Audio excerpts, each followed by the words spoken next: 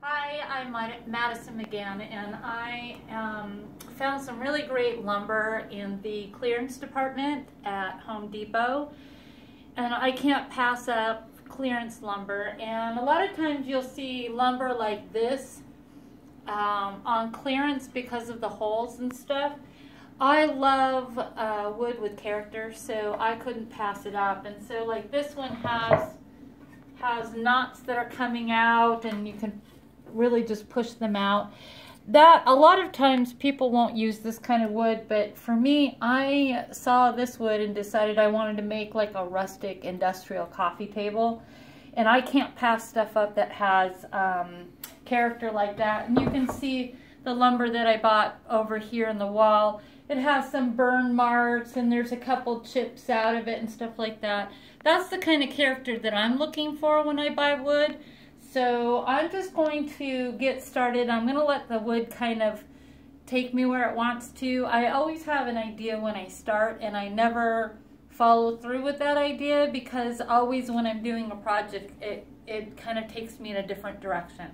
So when I bought this wood, I had it cut and measured out for me, still not knowing what I was going to do. So I may end up cutting it, and I may end up changing it a little bit, but I'm just going to get started and hope that it kind of takes me in a really cool place. I'm going to start by using my posts. I mean, I'm not sure why. There's a little bit of damage, so I think that's why it was on clearance. But I have these cut to exactly 1 foot. I'm just going to make sure they're all perfect, which they are.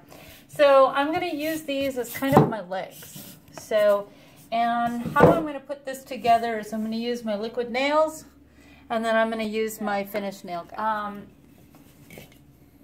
Like I said, I'm just going to kind of play along and make it happen. I'm not sure really what I'm going to do, but I'm going to have these be the posts, and then I think I want my my table to be this length. So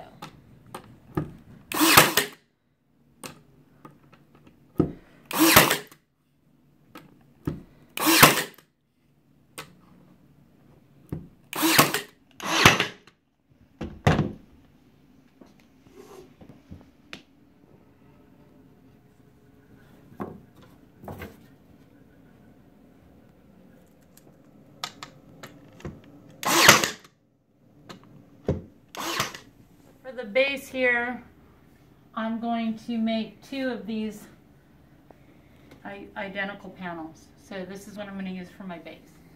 And just making sure that I'm perfectly even before I get it in there.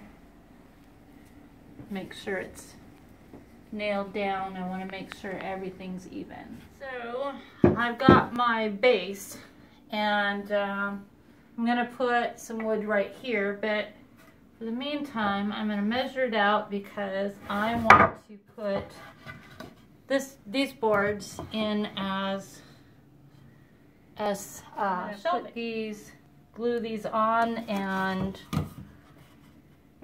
then nail them.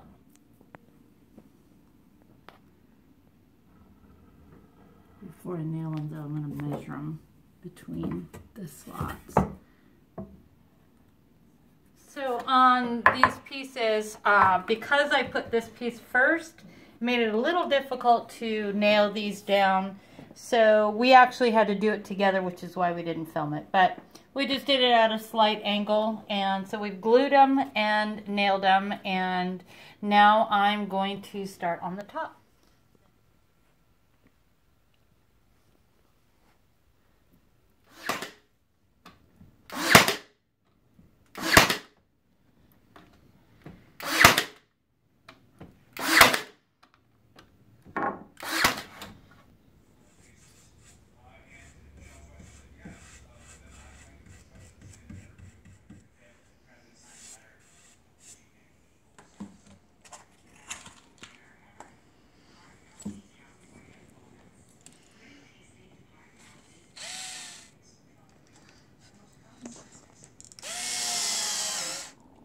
So as you can see, I've gotten my 4 beautiful boards that have all kinds of character, and I have taken my E6000 and a clamp and a couple of weights to make sure that they're all level and glued 4 of them together.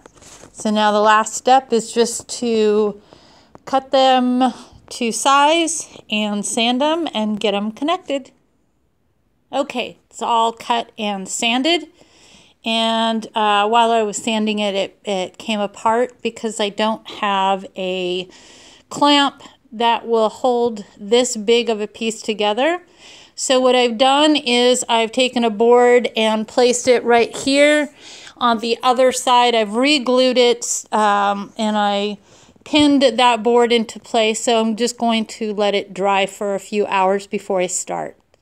So here we go. That last bit of glue is drying for the top, I'm going to put on the last little bit of hardware on the sides. And as you can see, it goes well with the color.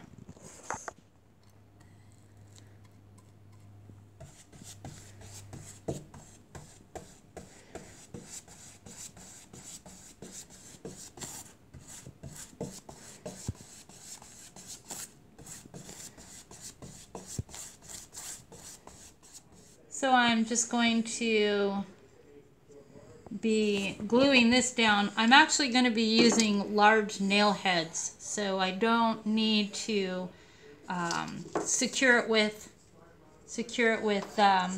screws. I'm just going to be using nail heads, so I want to make sure that I got it all measured out, 1 inch in, and then this stick right here is also 1 inch. So there we go. Just gonna let it dry. So I have put the top of the table on top of this table and put this upside down because I'm going to attach the top to the bottom. Now normally I would glue it and then put some corner brackets on, but I don't think I'm going to glue it this time. I'm just going to use corner brackets. But first I'm going to measure it to make sure that it's the same all over.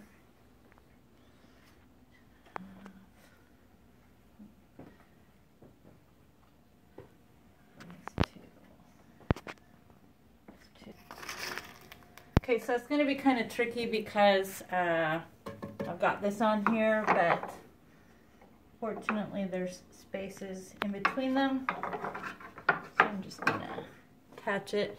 Now, they come with these longer size screws, but I just don't want it to mess with my wood, so I'm going to be using smaller ones.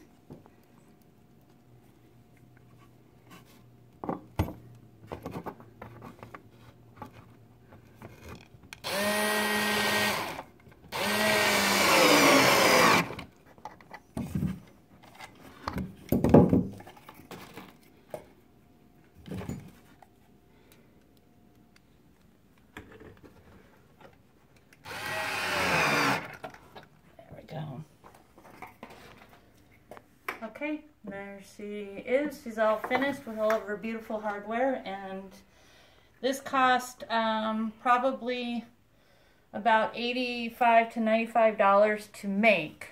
It would have been more expensive had the wood not been on clearance, but this is a really expensive table if I were to purchase it at a furniture shop, but I wanted to show you how you can do it with just some clearance wood and a little bit of fun making this piece. So I hope you get to make one, and I hope you play with some clearance wood on your own.